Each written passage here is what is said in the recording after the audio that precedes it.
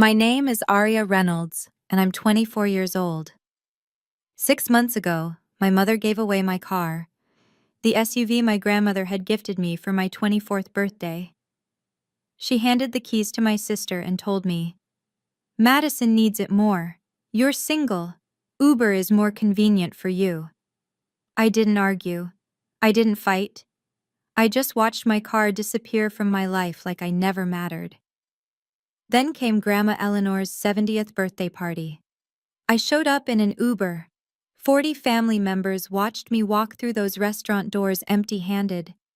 When Grandma asked where my car was, my mom smiled that same smile and repeated those same words in front of everyone. What happened next made every person in that room realize they had severely underestimated both me and my grandmother. Before I continue, if you're curious about how this story ends, please take a moment to like and subscribe, but only if you genuinely enjoy this kind of content. Drop a comment letting me know where you're watching from and what time it is there. Now, let me take you back to where it all started. Growing up, I was always the invisible one. My family wasn't large, just my parents, my older sister Madison, and me. Dad worked as an accountant. Mom stayed home until we were in middle school, then took a part-time job at a real estate office. We weren't wealthy, but we weren't struggling either.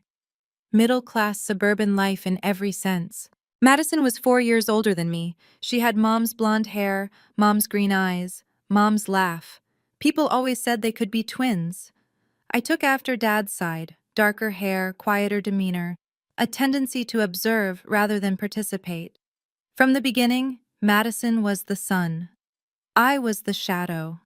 When we were kids, if Madison wanted my toy, Mom would say, "Aria, share with your sister, you're more flexible."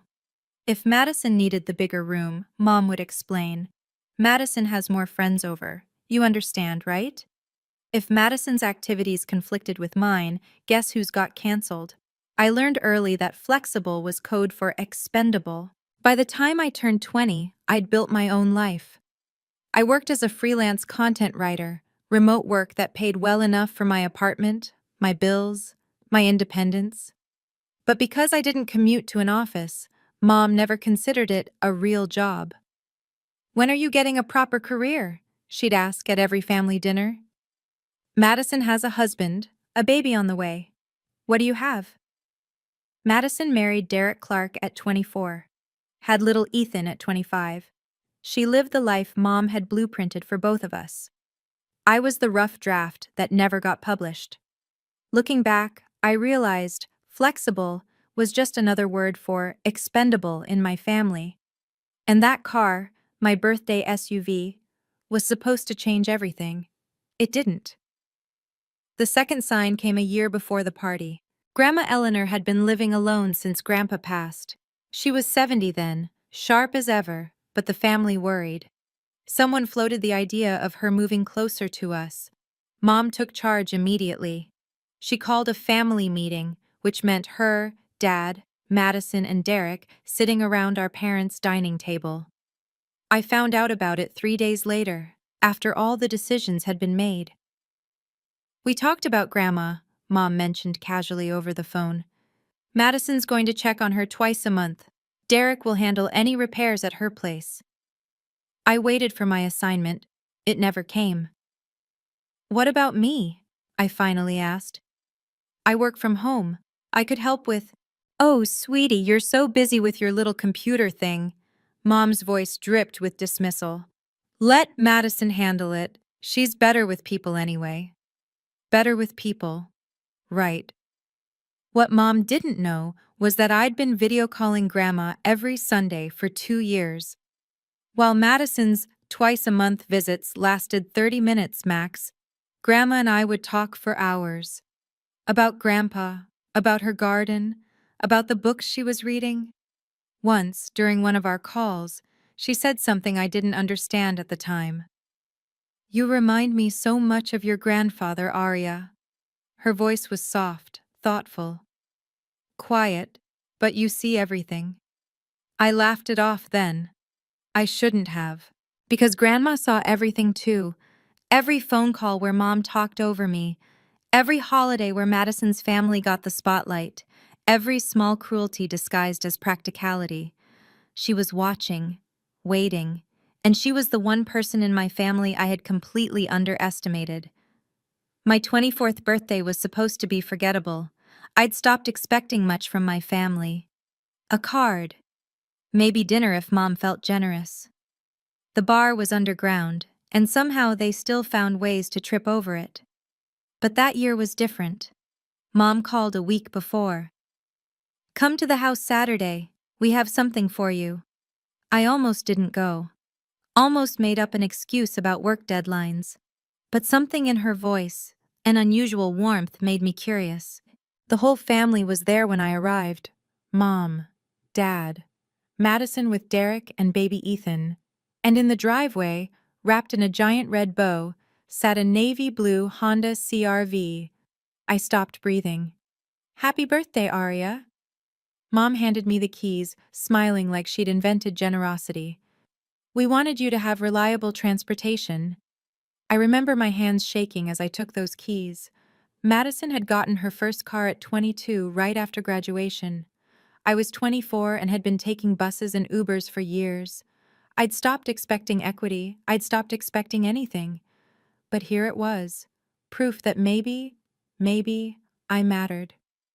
Grandma Eleanor stood by the garage, watching. When our eyes met, she smiled. Not her usual smile, something deeper, knowing. "Your grandmother wanted you to have a car," Mom added, almost as an afterthought. She thought it was time. I didn't catch the significance then. I should have. That car wasn't just transportation. It was the first time in 24 years I felt visible, acknowledged, like I existed in this family beyond being Madison's shadow. I drove it everywhere for 10 months, built memories in that car, made it mine. Then Madison's car broke down, and everything changed. 3 weeks before Grandma's 70th birthday, I drove to my parents' house for Sunday dinner. Madison's minivan sat in the driveway as usual, but in the garage, in the spot where Dad's old sedan usually lived, I saw something that made my stomach drop. My SUV, navy blue, red ribbon long gone but unmistakable, with Ethan's car seat strapped in the back. I found Mom in the kitchen, stirring something that smelled like her usual pot roast. "Mom, why is my car in your garage?" She didn't look up. "Oh, Madison needed to borrow it. Her van's in the shop." "Borrow it?" "Just for a few days, honey. Her mechanic said it could take a week." I wanted to argue. I wanted to ask why no one called me first. But Madison walked in with Ethan on her hip, and the moment dissolved into baby talk and dinner preparations. A week passed. No car. 2 weeks. Still nothing. I texted Madison, "Hey, any update on your van? Need my car back soon." Her reply came hours later. "Mechanic says another week. Thanks for understanding." I called Mom. "When am I getting my car back?" "Aria, don't be difficult." Her tone shifted, colder now. "Madison has a child. She needs reliable transportation. You work from home. You can Uber." "That's not the point. It's my car." "It's a car, Aria. Don't be so materialistic." She sighed heavily. "Your sister needs it more. You're single, flexible. You understand." There it was again. Flexible. "Mom, I didn't agree to." "We'll talk about this later." She hung up. I stared at my phone, anger and disbelief fighting for dominance. This wasn't borrowing anymore. This was theft with a smile. I called Madison directly the next day. "Mads, I need to talk about the car." "What about it?" She sounded distracted. Ethan was crying somewhere in the background. "It's been 2 weeks, I need it back." Silence. Then, "Mom said I could use it. I thought you were okay with it." "No one asked me if I was okay with it." "Well?" She paused. "I mean, you don't really need it, right? You work from home." I gripped my phone so hard I thought the screen might crack. "Madison, that's not the point. It's mine. I should have been asked." "Look, Aria, I have a 3-year-old. Do you know how hard it is to get him to daycare, to doctor's appointments, to—" I know your life is hard. That doesn't mean you can take my things. I'm not taking anything. Her voice turned sharp. You're being dramatic. It's just a car. Then give it back. More silence. Mom said we could work it out at Grandma's party. We'll talk then, okay? She hung up before I could respond. I sat in my apartment, staring at the Uber app on my phone, and realized something that made my chest tight. If I stayed silent now, this would happen again. And again. Every time Madison needed something, Mom would volunteer my resources, my time, my space, my life. I'd be flexible, forever. I decided I would talk to Mom at Grandma's party. Privately, calmly, like adults. I'd explain how this felt. Set a boundary, get my car back. I didn't want a war, I just wanted respect. But Mom, I would learn, had other plans, very public plans. The day of Grandma Eleanor's 70th birthday arrived with perfect autumn weather. The Rosewood was one of those restaurants that whispered money, white tablecloths, crystal chandeliers, waiters who moved like ghosts. Mom had reserved the private dining room for 40 guests, extended family, cousins I hadn't seen in years, aunts and uncles who still pinched cheeks and asked about boyfriends. I took an Uber. The driver dropped me off at the entrance, and I smoothed down my emerald dress, took a breath, and walked toward the door. That's when I saw it. My SUV, navy blue, parked 3 spots from the entrance with a baby on board sticker I'd never bought plastered on the rear window. Madison and Derek were just climbing out. Ethan squirmed in Derek's arms, fussing about his tiny bow tie. Madison spotted me and waved like nothing was wrong. Aria, you look great. Did you Uber? I forced a smile that felt like broken glass. Convenient, right? I managed. So convenient. She didn't catch the edge in my voice, or maybe she just didn't care. We should go in. Mom's been stressed about the seating chart all morning. Derek nodded at me, a brief, awkward acknowledgement, and they headed inside. Ethan's whining echoed off the parking lot concrete. I stood there for a moment, staring at my car. The car I'd made memories in. The car that meant I existed in this family, now decorated with someone else's sticker, someone else's car seat, someone else's life. I walked into that restaurant knowing I'd have to say something, confront Mom quietly. Get this resolved. I didn't know Mom had already been talking. To everyone. The private dining room buzzed with conversation and clinking glasses. Grandma Eleanor sat at the head of the long rectangular table, elegant in navy blue, her silver hair swept back.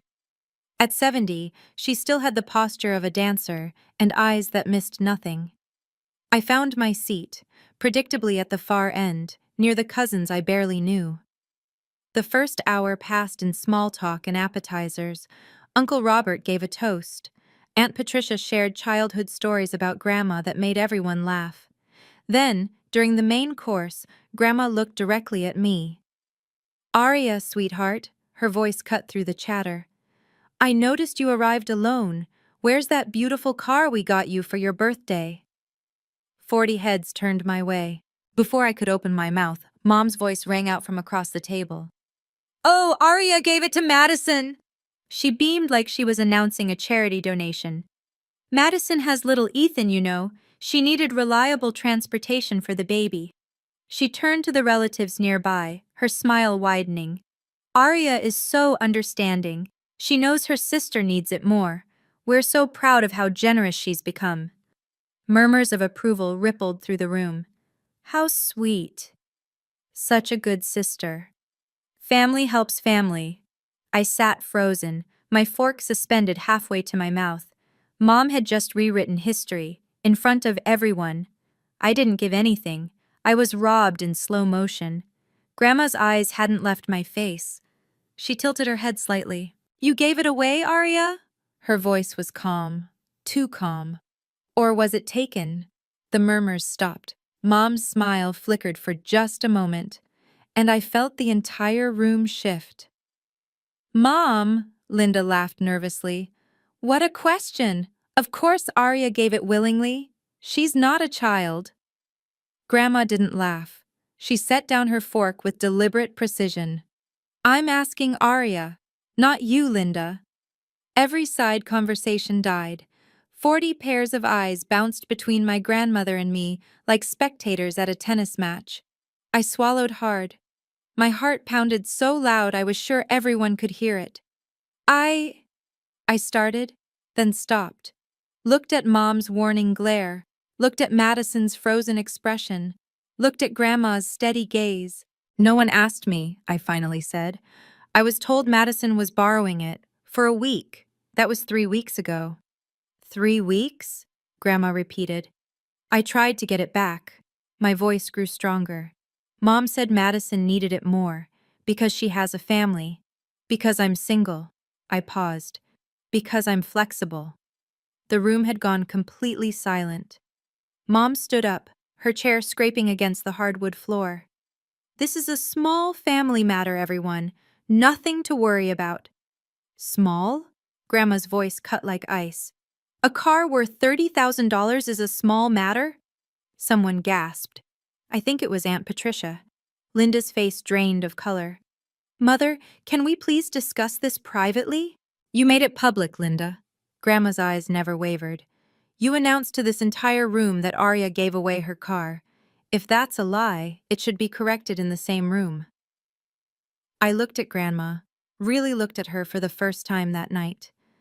This wasn't the sweet old woman who baked cookies and told stories about the war. This was someone else entirely, someone who had been watching, waiting, and her moment had arrived. Grandma turned to face my mother fully. Her movements were unhurried, controlled. Linda, let me ask you something. She folded her hands on the table. Do you remember coming to me last year, before Arya's birthday? Mom's jaw tightened. Mother, this isn't the time. Do you remember what you asked me for? Silence. Uncle Robert shifted uncomfortably in his seat. Aunt Patricia leaned forward, her brow furrowed. You asked me for money, Grandma continued, her voice carrying to every corner of the room. From the family trust. You said you wanted to buy Arya a car for her 24th birthday. A proper gift, you said, to show her she mattered. My breath caught in my throat. Mom's face had gone from pale to almost gray. You said, and I remember this clearly, Linda, you said you wanted to do something special for your younger daughter because you knew she often felt overlooked. Grandma's eyes hardened. Those were your exact words. Whispers erupted around the table. I saw cousins exchanging confused glances. Derek was staring at his plate like he wished he could disappear into it. So tell me. Grandma leaned forward slightly. What did you promise me in exchange for that money? Mother, please, what did you promise? Mom's lips pressed into a thin line. She looked around the room, at her siblings, at her nieces and nephews, at the 40 witnesses to her unraveling, and said nothing. Aunt Patricia spoke up softly. Linda, what is she talking about? I watched my mother struggle. For the first time in my life, I saw her without her armor of confidence and control.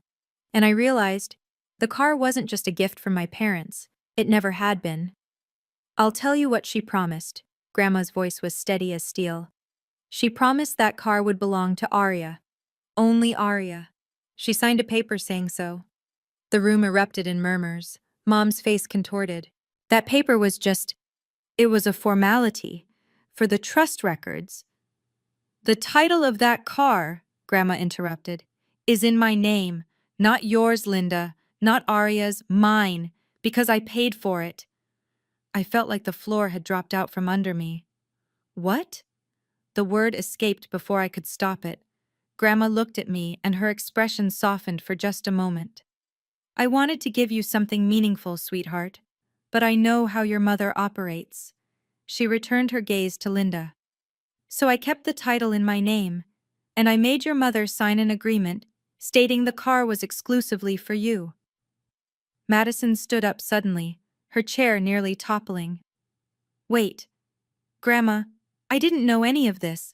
Mom told me Arya was fine with... Did you ask her? Grandma's question cut through Madison's protest like a blade. Did you call your sister and ask if you could have her car? Madison's mouth opened, closed, opened again. Mom said, you didn't ask. Grandma nodded slowly. You assumed. You took. Just like you were taught. Derek grabbed Madison's arm, trying to pull her back down into her seat. She resisted for a moment, then crumpled. I sat there, watching my family's carefully constructed narrative collapse in real time. Grandma had known. She'd prepared. She'd waited. And she still wasn't done. Robert, she called to my uncle. Did you bring what I asked for? My heart stopped. Mom moved fast. Before Uncle Robert could respond, she stepped away from her chair, hands raised in a calming gesture. Everyone, please, let's not blow this out of proportion. Her voice had shifted, soothing now, reasonable. This is a family disagreement about a car, that's all. She turned to address the wider table, making eye contact with aunts, uncles, cousins. Aria works from home. She doesn't need to commute. Madison has a toddler who needs to get to daycare, to doctors, to... Linda. Grandma's voice was a warning. Mom ignored her. I made a practical decision for my family. Madison has responsibilities. Aria is young, single, flexible. She can adjust. That's what family does. Some heads nodded. I saw my Aunt Carol whisper something to her husband. And frankly, Mom continued, gaining confidence, I don't think we need to air private matters in front of everyone. This is between my daughters and me. Derek finally spoke up, his voice hesitant but supportive. I agree. This seems like something that could be discussed later. Later? Grandma laughed. A short, sharp sound. Linda has been discussing it later for 3 weeks while driving around in a car that doesn't belong to her daughter. Mother, please. Mom's calm was cracking. You're embarrassing yourself. The room went cold. Grandma rose slowly from her seat. At 70, she still stood tall, shoulders back, chin lifted. I'm embarrassing myself? She repeated each word distinctly. You stole from your own child and announced it as generosity. And I'm the embarrassment? Nobody moved. I saw Aunt Patricia's hand cover her mouth. Uncle Robert was already reaching for something beneath the table. Mom had miscalculated. Badly. Mom's composure finally snapped. You know what? She spun toward me, finger pointing. This is your fault, Aria. You always do this. I flinched. You sit there, quiet as a mouse, and then act surprised when things don't go your way. Her voice rose. You never speak up. You never participate. You just sulk in corners and expect everyone to read your mind. Linda. Dad tried to intervene. No, Richard. Someone needs to say it.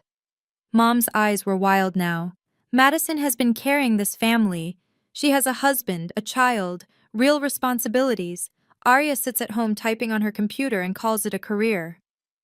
The words hit like punches. Your sister sacrifices every day for her family. What do you sacrifice, Aria? Nothing. You give nothing.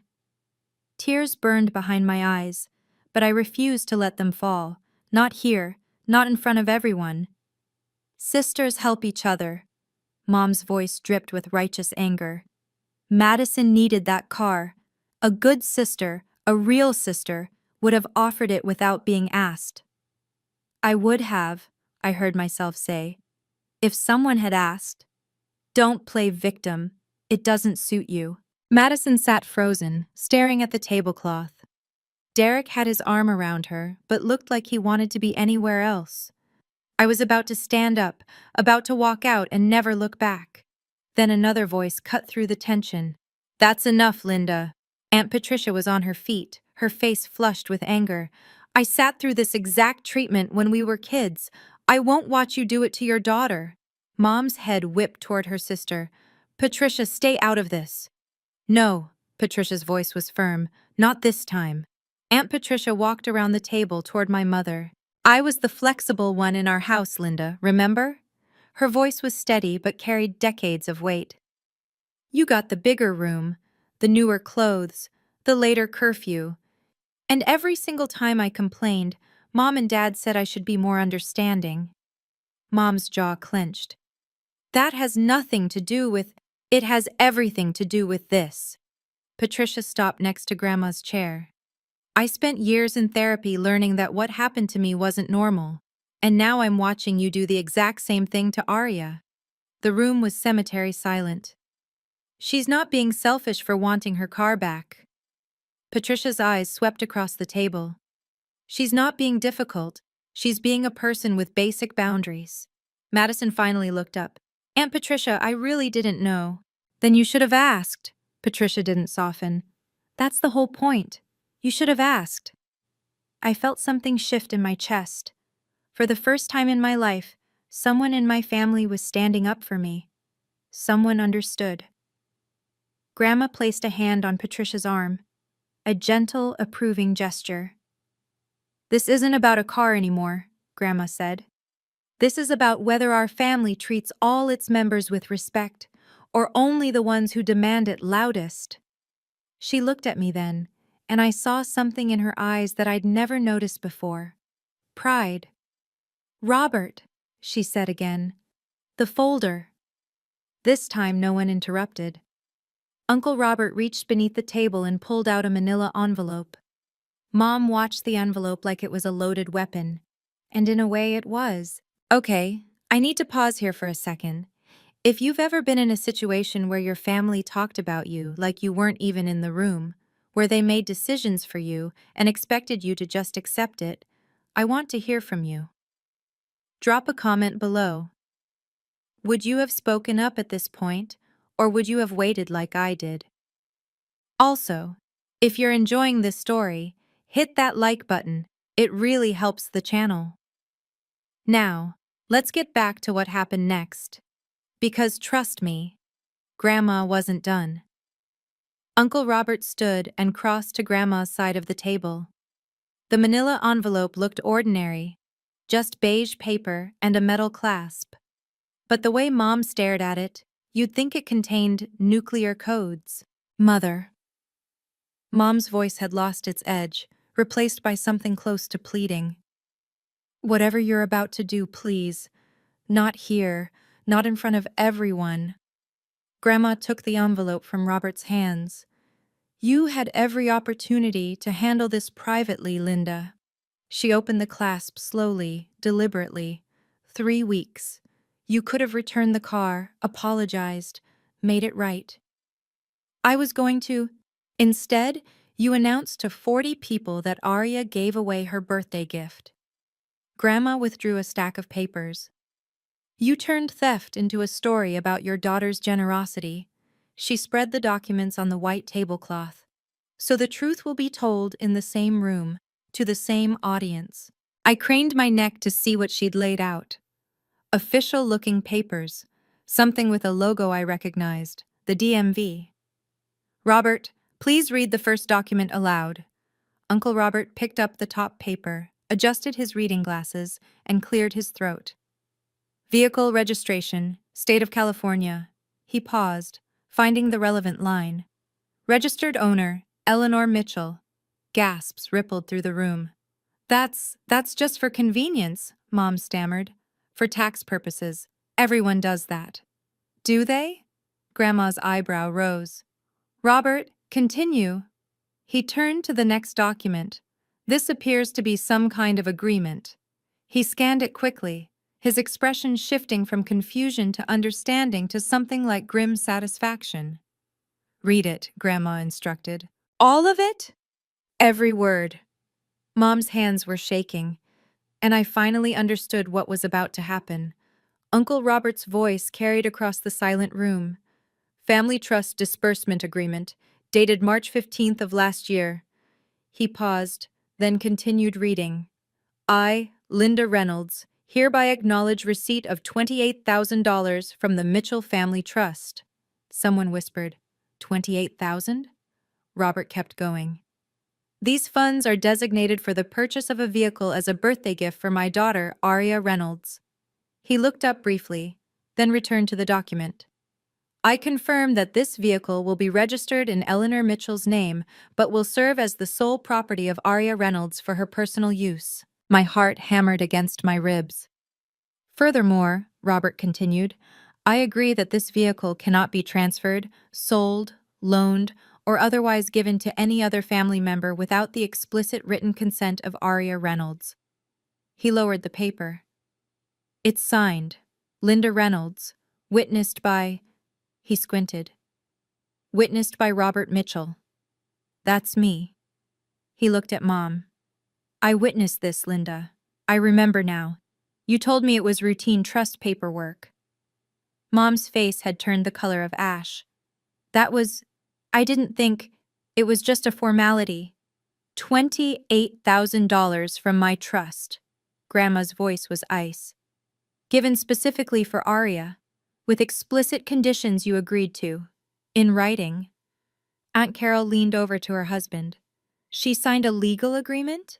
It appears so, he murmured back. Madison was crying now, silent tears tracking down her cheeks.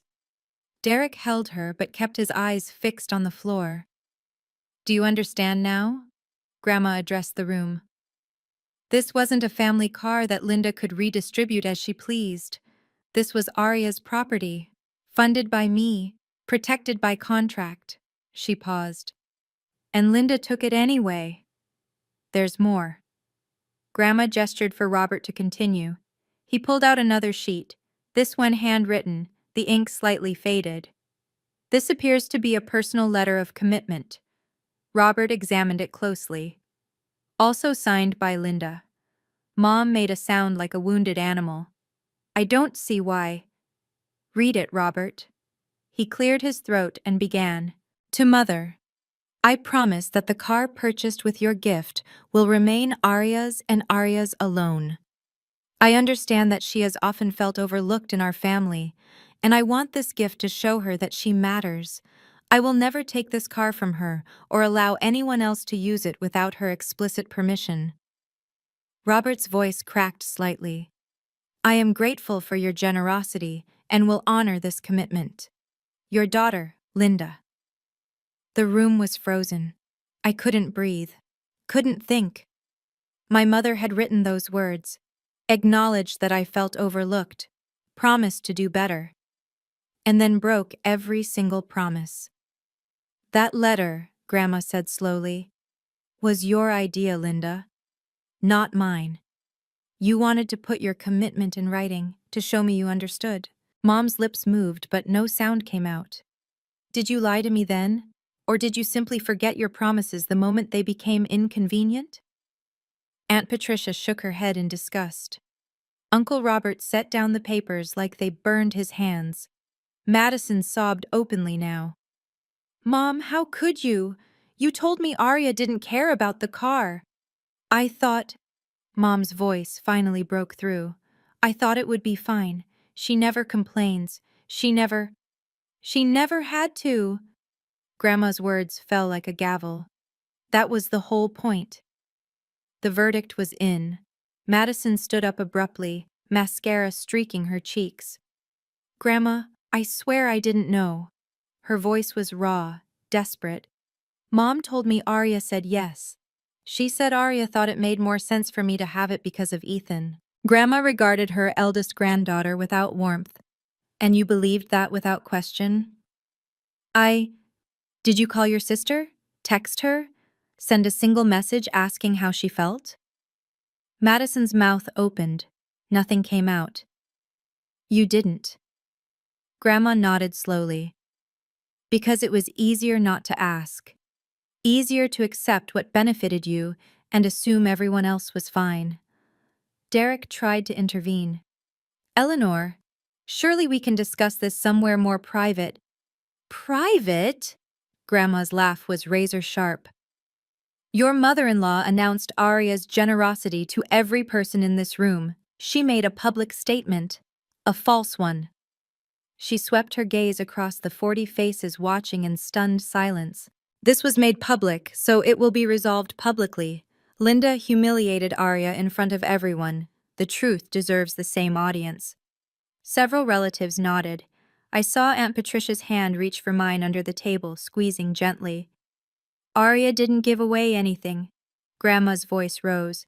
She was robbed by her own mother and sister, in broad daylight, and then blamed for being upset about it.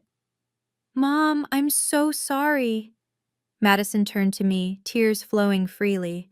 I really am. I should have asked. For the first time that evening, I saw something genuine in my sister's face. Not the entitled assumption I'd grown used to. Something closer to shame. I didn't respond. Couldn't yet. Because Grandma was reaching for one final document, and I knew we weren't done. Grandma rose from her chair. At 70 years old, standing at the head of that long table in her navy blue dress, she looked like a queen about to deliver a royal decree. Here is what will happen. Her voice left no room for negotiation. The car will be returned to Arya tonight, before anyone leaves this restaurant. Mom's head snapped up. Tonight? But Madison needs to figure out her own transportation, like every other adult. Grandma turned to my sister. Madison, the keys, now. For a moment, I thought Madison would argue. Her jaw tightened. Derek's hand gripped her shoulder. Then she reached into her purse and pulled out a keychain. My keychain. The one with the small silver compass charm I'd bought at a flea market the week after I got the car. She walked toward me, each step heavy. I'm sorry, Arya. Her voice was barely a whisper. I really am. She placed the keys in my palm. The metal was warm from her purse. Familiar weight. My keys. My car. Mine again. Thank you, I said quietly. Just 2 words. That was all I could manage. Grandma nodded, satisfied. And Linda.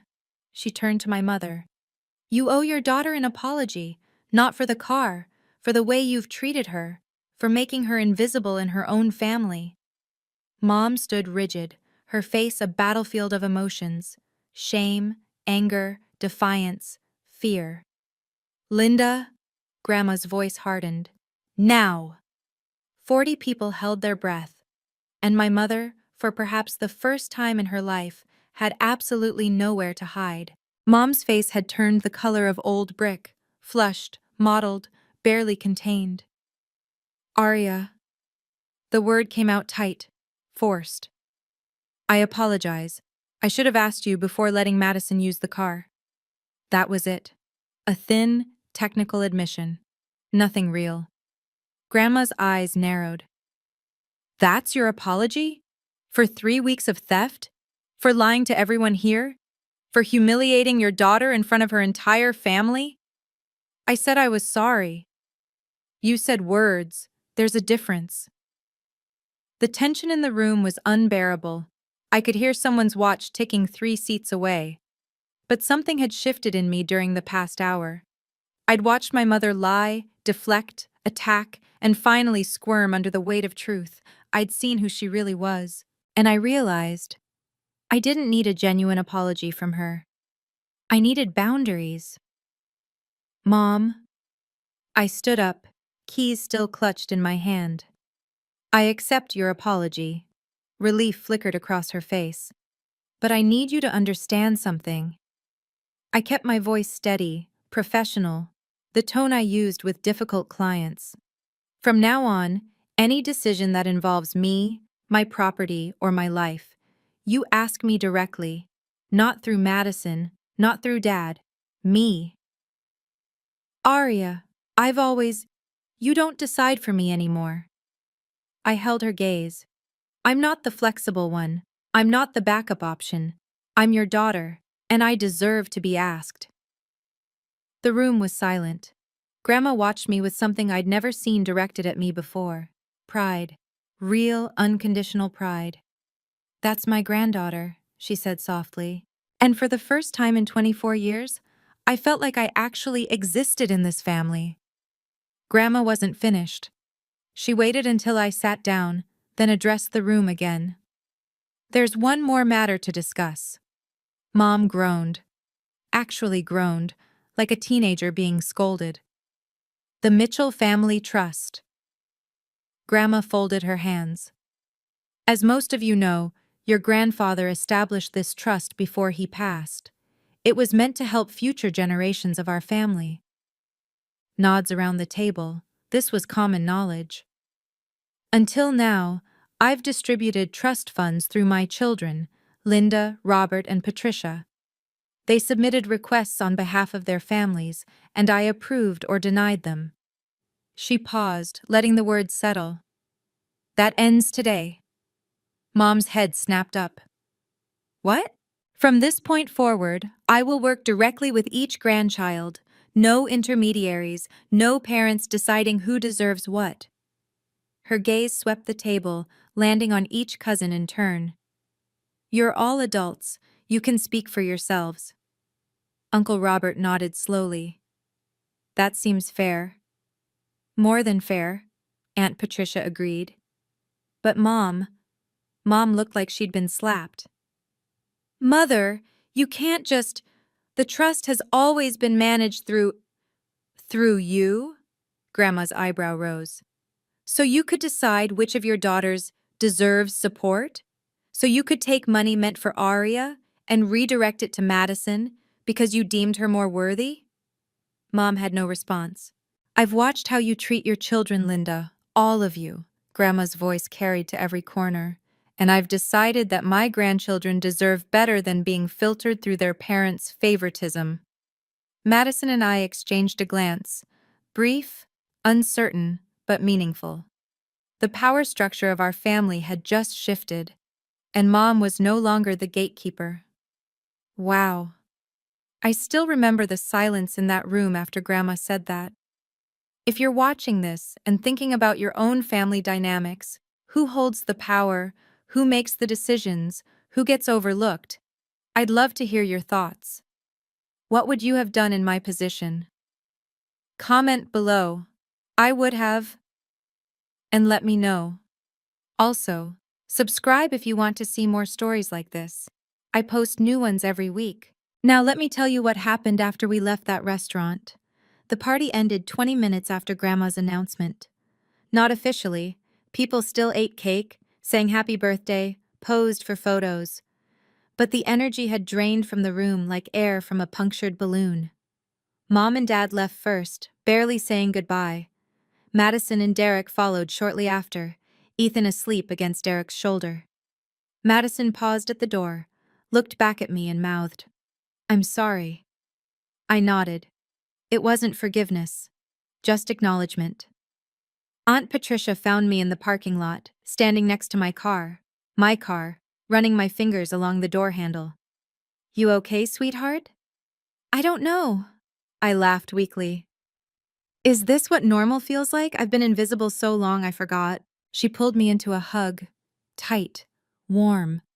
The kind of hug I'd stopped expecting from family. "You did the right thing tonight. Standing up for yourself. That took courage. Grandma did most of the heavy lifting. She set the stage, but you walked onto it." Patricia pulled back, holding my shoulders. "I'm proud of you, Arya, and I'm proud of who you're becoming." Uncle Robert shook my hand before he left. "Welcome to the club," he said with a wry smile. "The not the favorite club. Meetings are Tuesdays." I laughed for the first time all night. Grandma was the last one out of the restaurant. She walked slowly but steadily, waving off offers of help. "Drive safe, sweetheart," she said, patting my cheek. "Grandma, thank you for everything." "Don't thank me." Her eyes twinkled. "Just promise me you'll never be flexible again." "I promise." I drove home alone that night, windows down, music up, mine. 2 weeks passed in uncomfortable silence. No calls from Mom, no texts from Madison. Dad sent one awkward message, "Hope you're doing okay," that I responded to with a thumbs up emoji. Then, on a Tuesday evening, Mom called. I stared at her name on my phone for 3 full rings before answering. "Arya?" Her voice was carefully neutral. "I think we should talk." "Okay." "I don't want this family to fall apart over a car." She sighed heavily. "It was a misunderstanding. Can we move past it?" A misunderstanding? You know what I mean. Things got out of hand. I shouldn't have brought it up at the party, and neither should your grandmother. I noticed what she didn't say. No acknowledgement of what she did wrong. No recognition that she'd stolen from me and lied about it. Mom, I'm willing to talk, but you need to understand. Good. She cut me off. Actually, before we meet, I wanted to ask you something. Here it comes. Has Grandma talked to you about the trust? About what she plans to do now that she's managing things directly? There it was. The real reason for the call. If you want to know about the trust, ask Grandma yourself. I'm asking you. Has she said anything about plans for the grandchildren? About distributions? My chest tightened with old, familiar disappointment. Mom, if the only reason you're calling is to find out if I'm getting money from Grandma, that's not... Then this conversation is over. I kept my voice steady. When you want to talk about what actually happened, I'll be here. Goodbye, Mom. I hung up before she could respond. Some things, I was learning, couldn't be fixed with a phone call. A month after the party, Madison texted me. Not about cars, not about Grandma or trusts or family drama. Just, can we get coffee? I need to talk. Really talk. I hesitated. Part of me wanted to ignore it, to protect the peace I'd finally found. But another part, a quieter part, remembered that Madison hadn't chosen to be the favorite any more than I'd chosen to be overlooked. We met at a small cafe near my apartment. Madison arrived looking exhausted, dark circles under her eyes, hair pulled back in a messy ponytail, nothing like the polished older sister I'd grown up envying. Thanks for meeting me. She wrapped her hands around her coffee cup. I wasn't sure you would. I wasn't sure either. We sat in silence for a moment. I've been thinking a lot since the party, Madison finally said, about everything, about how I never questioned things, about how I just took. Madison, let me finish. Her eyes met mine. I was always the priority. I got used to it. I never thought about how that felt for you. She swallowed hard. Mom made it easy to not think. She handled everything, made all the decisions, told me what to believe. And you believed her. I did. Because it was convenient. Tears gathered in her eyes. I'm not blaming Mom. I'm an adult. I should have asked you. About the car. About everything. I felt something shift in my chest. Not forgiveness exactly. Something more fragile.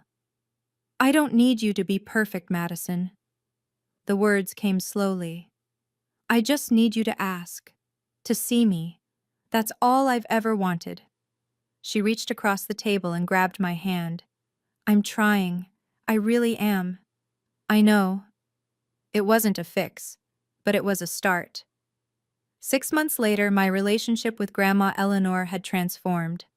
Every Sunday afternoon, I drove my SUV with its little compass charm back on the keychain, to her house. Not secretly, like before. Openly. Proudly. We'd sit in her garden or her sunny kitchen, drinking tea she insisted on brewing the proper way. She'd tell me stories about Grandpa, about their early years together, about the family before it got complicated. You know why I like you, Arya? She said one afternoon, pruning her rose bushes. Because I'm your favorite? She laughed. Because you remind me of me. I set down my tea. What do you mean? I was the flexible one too. Her voice softened. The youngest girl in a house full of brothers. I learned to be invisible. To take what was given and never ask for more. She touched a white rose, adjusting its position toward the sun. Your grandfather was the first person who actually saw me. He said I was wasting myself being small. She smiled, lost in memory. He made me promise to never shrink again. I thought about all the years I'd spent shrinking, making myself smaller so others could feel bigger. I wish someone had told me that sooner, I said. Grandma turned to me, her eyes bright. I'm telling you now. She reached out and squeezed my hand. I wish I'd had someone in my corner sooner. That's why I'm in yours. I hugged her then. Properly. The way I should have hugged her years ago. Thank you, Grandma, for everything. Don't thank me. She patted my back. Just keep being exactly who you are. That's all the thanks I need. Some lessons take 70 years to teach, but they're worth every moment of waiting. So where do things stand now? My relationship with Mom is complicated. We talk, but carefully. She knows there are lines she can't cross anymore. Sometimes I catch glimpses of the mother I wish she'd been, moments of genuine warmth that make me wonder what could have been different. But I don't wait for her to change. I've stopped expecting her to see me the way I needed to be seen. Madison and I are rebuilding, slowly. She's learning to ask before assuming, and I'm learning to trust that she actually wants to know. We'll never be close the way some sisters are. But we're honest with each other now, and that's more than we ever had. Dad stays neutral, which is its own kind of choice. I've accepted that about him. And Grandma? Grandma taught me the most important lesson of my life. Being flexible doesn't mean being invisible. Keeping the peace doesn't mean losing yourself. I'm 25 now. I have my apartment, my job, my car with its little compass charm, my weekly teas with a 70-year-old woman who refuses to let me shrink. I'm not the flexible one anymore. I'm the one with boundaries. And if you're watching this, if you're stuck in a family that overlooks you, takes from you, expects you to always be the one who gives in, I want you to know something. You have the right to say no. You have the right to be asked. You have the right to take up space in your own life. Someone out there sees you. Maybe they haven't spoken up yet. Maybe, like my grandma, they're waiting for the right moment. But you don't have to wait for them. You can start speaking up for yourself. Today, that's my story. Thank you for staying with me until the end. If this resonated with you, if you've ever felt invisible in your own family, I want you to know you're not alone. Drop a comment below and tell me, what boundary did this story inspire you to set? And if you haven't already, please subscribe and hit the bell. I share stories like this every week, all about finding your voice and standing your ground. Check the description for more videos in this series. Until next time, take care of yourself. You deserve it.